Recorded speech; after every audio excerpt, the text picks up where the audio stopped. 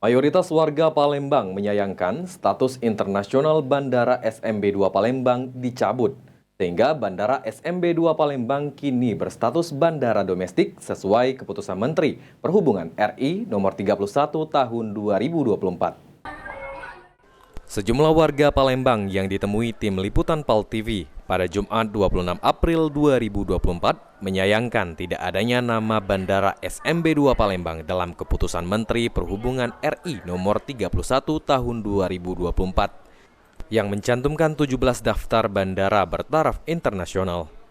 Padahal untuk di Pulau Sumatera terdapat 5 bandara yang jadi bandara internasional, yakni Bandara Sultan Iskandar Muda Aceh, Bandara Kuala Namu Medan, Bandara Minangkabau Padang, Bandara Sultan Syarif Kasim Pekanbaru, dan Bandara Hang Nadim Batam.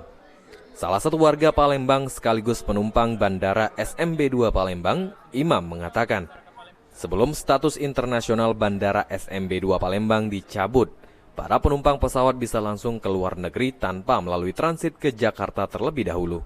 Karena kan kita sebelumnya bisa menuju ke negara lain kan tanpa harus transit dulu ke berbagai bandara yang ada di Indonesia ini. Tapi ya sayang sekali sih kalau misalkan status internasional itu dicabut. Oke, mungkin dengan dicabutnya ini sedikit terhambatnya bagi penumpangnya. Iya benar sekali, karena kan mau kemana-mana ya mau keluar uang lagi pastinya kalau misalkan ke negara-negara lain kan, misal kayak ke Malaysia gitu.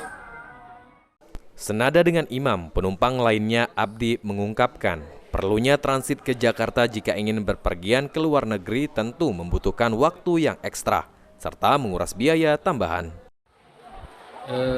Yang jelas memang makan waktu untuk perjalanan penerbangan kita kan, yang biasa bisa langsung sekarang transit dulu ke Jakarta kan. Cuma yang namanya kebijakan baru ini harus ada adaptasi dulu dari kita kan, penyesuaian lagi. Namanya kebijakan pemerintah tadi kan, kita dukung sebagai masyarakat. Iya, tentu kita tetap mendukung ya kak ya. Iya, tetap kita. Hafidz Zainul, PAL TV.